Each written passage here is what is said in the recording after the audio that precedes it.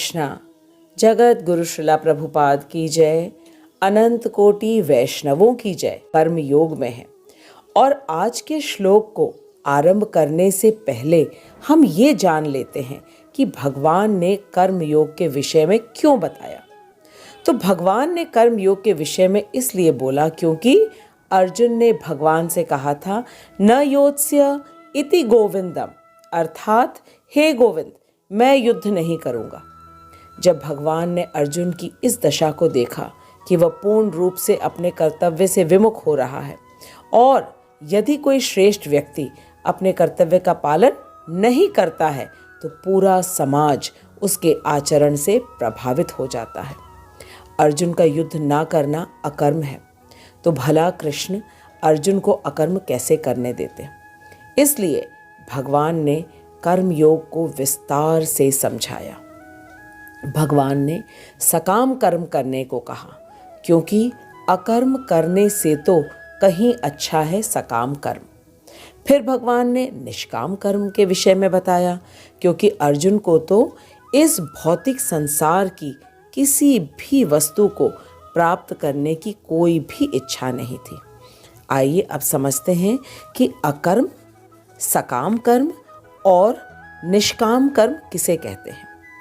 अकर्म का अर्थ होता है अपने निर्धारित कर्म को ना करना।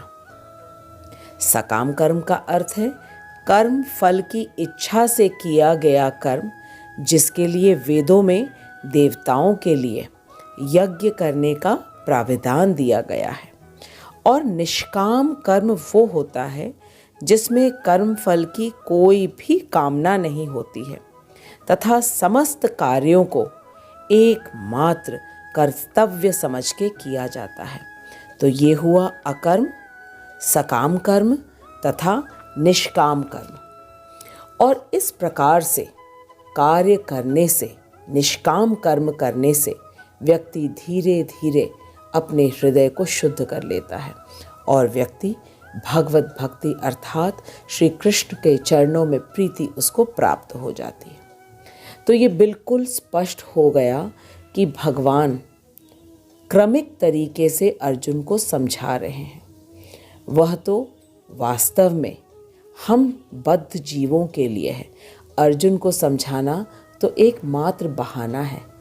वास्तव में हम बद्ध जीवों को भगवान समझा रहे हैं कि किस प्रकार हम अपने कर्म बंधनों से निकल सकते हैं। क्योंकि बद्ध जीव का अर्थ है तमोगुण, रजोगुण तथा सतोगुण के बंधन में बंधे रहना। तमोगुण है आलस्य, निद्रा और अज्ञान। रजोगुण में अत्यधिक भौतिक वस्तुओं को एकत्रित करने की लालसा तथा इंद्रिय तृप्ति में बहुत व्यक्ति कर्म करने में आसक्त हो जाता है। और सतोगुण में व्यक्ति को ज्ञान और सुख से वह बंध जाता है। और हम सब इन तीनों गुणों से कहीं ना कहीं बंधे हुए हैं। इसलिए हम सभी बद्ध जीव के लिए कृष्ण ने हमें इस त्रिगुणमयी बंधन से मुक्त होने का उपाय बताया है। और वह उपाय है कि हम अपने वर्णाश्रम धर्म के अनुसार कर्म करें, यज्ञ पुरुष अर्थात श्री कृष्ण की प्रसन्नता के लिए। इसका सर्वश्रेष्ठ उदाहरण भगवान ने हमें जनक महाराज का दिया था, जो कि पूर्ण रूप से आत्मज्ञानी तथा आत्मसंतुष्ट थे। वे विदेह थे, लेकिन फिर भी उन्होंने अपने प्रत्येक कर्तव्य को लोक शिक्षा के लिए किया। और पिछले श्लोक में हमने ये देखा कि कृष्ण स्वयं कह रहे हैं कि इस पूरी सृष्टि में उन्हें कुछ भी अप्राप्य नहीं है तथा वे कुछ पाने की इच्छा भी नहीं रखते हैं, लेकिन फिर भी वे अपने प्रत्येक कर्तव्य को कर रहे हैं। तो पिछले श्लोक में हमने देखा कि कृष्ण ने अपने उदाहरण से हमें बताया कि कर्तव्य करना अनिवार्य है। हम कोई भी कर्म करते हैं क्योंकि हमें कुछ चाहिए, लेकिन श्री कृष्ण को कोई अभाव नहीं है। और ना ही आवश्यकता है, फिर भी वे कर्म क्यों कर रहे हैं, हम आज के श्लोक में देखेंगे। आइए आज की श्लोक संख्या 23 का हम पहले वाचन करते हैं। यदि ह्यम न वर्तेयं जातु कर्मणि यतन्द्रितः मम वर्तमानुवर्तन्ते मनुष्याः पार्थ सर्वशः। यदि ह्यं न वर्तेयं जातु कर्मणि यतन्द्रितः मम वर्तमानुवर्तन्ते मनुष्याः पार्थ सर्वशः। शब्दार्थ यदि, यदि, ही निश्चय ही, अहम मैं, न नहीं, वर्तेयम इस प्रकार व्यस्त रहूं, जातु कभी, कर्मणि नियत कर्मों के संपादन में, अतन्द्रितः सावधानी के साथ, मम मेरा, वर्तम पथ, अनुवर्तन्ते अनुगमन करेंगे, मनुष्याः सारे मनुष्य, पार्थ हे प्रथापुत्र, सर्वशः सभी प्रकार से। भगवान कह रहे हैं कि यदि मैं नियत कर्मों को सावधानी पूर्वक न करूं, तो हे पार्थ यह निश्चित है कि सारे मनुष्य मेरे पथ का ही अनुगमन करेंगे। भगवान कह रहे हैं कि अगर वे सावधानी पूर्वक अपने कर्मों को ना करें तो निश्चित रूप से सारे मनुष्य उनके ही पथ का अनुगमन करेंगे। आइए अब श्रील प्रभुपाद के तात्पर्य से समझते हैं। जगत गुरु श्रील प्रभुपाद की जय। श्रील प्रभुपाद हमें बता रहे हैं कि आध्यात्मिक जीवन की उन्नति के लिए एवं सामाजिक शांति में संतुलन बनाए रखने के लिए कुछ परंपरागत कुलाचार हैं जो प्रत्येक सभ्य व्यक्ति के लिए होते हैं। ऐसे विधि विधान केवल बद्ध जीवों के लिए है, भगवान कृष्ण के लिए नहीं। लेकिन क्योंकि वे धर्म की स्थापना के लिए अवतरित हुए थे, अतः उन्होंने निर्दिष्ट नियमों का पालन किया। अन्यथा सामान्य व्यक्ति भी उन्हीं के पद चिन्हों का अनुसरण करते, क्योंकि कृष्ण परम प्रमाण है। श्रीमद् भागवत से यह ज्ञात होता है कि श्री कृष्ण अपने घर तथा बाहर गृहस्थोचित धर्म का आचरण करते रहे। तो श्रील प्रभुपाद कह रहे हैं हमें कि ये सभी विधि विधान बद्ध जीवों के लिए है, श्री कृष्ण के लिए नहीं है। लेकिन फिर भी श्री कृष्ण गृहस्थोचित धर्म का आचरण करते रहे। आइए अब विस्तार से श्रील प्रभुपाद से हम समझते हैं। श्रील प्रभुपाद हमें बता रहे हैं कि कृष्ण किसी भी प्रकार के कर्म को करने के लिए बिल्कुल भी बाध्य नहीं है। कर्म तो इस भौतिक संसार के बद्ध जीवों के लिए है, जिनको भौतिक वस्तुएं चाहिए। कृष्ण परम नियंता हैं, सब कुछ उनके नियंत्रण में है, सब कुछ उनका है। ईशोपनिषद का पहला श्लोक है, ईशावास्यम इदम सर्वम यत् किंच जगत्याम जगत, अर्थात जड़ चेतन प्राणियों वाली यह समस्त सृष्टि परमात्मा से व्याप्त है। सब कुछ परमात्मा से ही आता है। तो यह बिल्कुल स्पष्ट हो गया कि इस जगत की प्रत्येक वस्तु श्री कृष्ण की ही है और कृष्ण के लिए कुछ भी न तो अप्राप्य है और न ही प्राप्त करने योग्य है।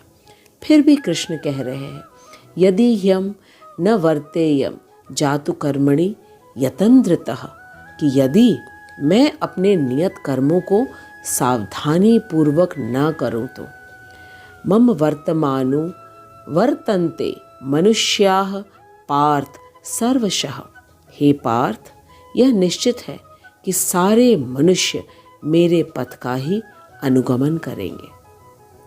कृष्ण अर्जुन को अपने उदाहरण से कर्तव्य पालन का बोध करा रहे हैं। कृष्ण स्वयं कह रहे हैं कि यदि वे अपना नियत कार्य सावधानी पूर्वक नहीं करेंगे तो पूरा समाज अव्यवस्थित हो जाएगा, क्योंकि कृष्ण परम प्रमाण है। ठीक इसी प्रकार अर्जुन भी एक सर्वश्रेष्ठ क्षत्रिय है, और यदि वह अपना कर्म नहीं करेगा तो सामान्य लोगों को गलत संदेश पहुंच जाएगा और पूरा समाज कर्तव्य से विमुख हो जाएगा। इसलिए कृष्ण अपने उदाहरण से अर्जुन को बता रहे हैं लोक शिक्षा के लिए कि कर्म आवश्यक है। इसलिए अर्जुन अपने कर्तव्य को भली भांति पूरा कर सके। श्रीमद् भागवतम में वर्णन दिया है कि श्री कृष्ण द्वारका में अपने गृहस्थोचित धर्म का आचरण करते थे। वे द्वारकाधीश बनके संपूर्ण राजकाज संभालते थे, और जब वे अपने महल में होते थे तब वे अपनी 16,108 रानियों के साथ 16,108 महल में अपने संपूर्ण गृहस्थ धर्म का पालन करते थे। प्रत्येक दिन श्री कृष्ण ब्रह्म मुहूर्त में उठते और फिर पवित्र जल से अपने आप को पवित्र करते। श्री कृष्ण परम पवित्र हैं, लेकिन फिर भी वे अपने को पवित्र करते। फिर वे ध्यान करते। श्री कृष्ण भला किसका ध्यान करेंगे? खुद का ही ध्यान करेंगे। और फिर सुंदर वस्त्र तथा आभूषण धारण करके प्रत्येक महल से अपनी रानियों के साथ स्वर्ण आभूषणों से सजी हुई गायों का दान करते, और फिर वे अपने राज दरबार में जाते। जब भी नारद मुनि उनके दर्शन को आते तब वे शीघ्र अपना स्थान छोड़ देते और नारद मुनि का स्वागत करते, और उनको वे अपने से ज़्यादा उच्च स्थान देते बैठने के लिए। ये सब श्री कृष्ण करते थे ताकि हम सब उनके आचरण से शिक्षा ले सकें कि गृहस्थ जीवन में कैसे जिया जाता है। तो हमने ये जान लिया कि श्री कृष्ण, जिनका एक नाम असमौर्ध्य है, अर्थात न उनके कोई समान है अथवा न उनसे कोई श्रेष्ठ है, वे कुरुक्षेत्र की रणभूमि में अर्जुन के सारथी तथा नायक बनकर अर्जुन को उसके नियत कर्म को करने की शिक्षा दे रहे हैं, क्योंकि कर्म न करना तो अकर्म होता है और अर्जुन के लिए ये निंदनीय हो जाएगा। और अर्जुन के माध्यम से कृष्ण हमें हमारे वर्णाश्रम धर्म के अनुसार कर्म करने की शिक्षा दे रहे हैं। श्रीला प्रभुपाद बता रहे हैं कि श्री कृष्ण हमारे नित्य माता पिता हैं। वे हम सबको अपने आचरण से नित्य कर्म करने की शिक्षा दे रहे हैं, क्योंकि पिता का यही दायित्व होता है अपनी संतान के प्रति, और श्री कृष्ण अपने दायित्व को भली भांति निभा रहे हैं। तो अब हमारी बारी है कि हमने इस श्लोक से क्या सीखा। तो इस श्लोक से हमने ये सीखा कि हम सबको अपने वर्णाश्रम धर्म के अनुसार अपने नियत कर्म को अवश्य करना चाहिए, और हमें ये कभी नहीं भूलना चाहिए कि हमें ये सब कौन कह रहा है। हमें ये सब स्वयं भगवान कह रहे हैं, जो कि हमारे नित्य पिता हैं, ताकि हम भगवान के आदेशों का पालन करके कर्म बंधन से मुक्त होकर कृष्ण भक्ति करें, जो कि इस मनुष्य जीवन का एकमात्र परम लक्ष्य है। तो यह श्लोक बहुत बहुत महत्वपूर्ण है हम सब के लिए, जहाँ भगवान कह रहे हैं कि वे सावधानी पूर्वक कर्म करते हैं। यदि ह्यम न वर्तेयम जातु कर्मणि यतन्द्रितः मम वर्तमानो वर्तन्ते मनुष्याः पार्थ सर्वशः। वे कह रहे हैं कि यदि मैं सावधानी पूर्वक न कर्म करूं तो हे पार्थ, निश्चित रूप से सारे मनुष्य मेरे पथ का ही अनुगमन करेंगे। तो हमने देखा कि भगवान तीनों लोक के स्वामी होने के बाद भी वे अर्जुन के सारथी बने हुए हैं और अर्जुन को गीता का ज्ञान दे रहे हैं कि किस प्रकार से अपने मनुष्य जीवन का सर्वश्रेष्ठ कार्य जो कि कर्तव्य पालन है, उसे करना चाहिए। और अर्जुन के माध्यम से वे हमें सिखा रहे हैं कि हमें भी अपने नित्य कर्मों को सावधानी पूर्वक करना चाहिए। आइए श्लोक के अंत में हम एक प्रश्न का उत्तर देते हैं ताकि हम पूर्ण रूप से निश्चिंत हो जाएं कि हमें यह श्लोक अच्छी तरह समझ में आ गया है। श्री कृष्ण जो कि पूर्ण रूप से कोई भी कर्म करने को बाध्य नहीं है, वे कर्म क्यों कर रहे हैं? आप अपने उत्तर को कमेंट बॉक्स में अवश्य लिखिएगा। जगत गुरु श्रीला प्रभुपाद की जय, अनंत कोटि वैष्णवों की जय। हरे कृष्णा हरे कृष्णा कृष्ण कृष्ण हरे हरे, हरे राम राम राम हरे हरे। हरे कृष्णा कृष्ण कृष्ण हरे हरे, हरे राम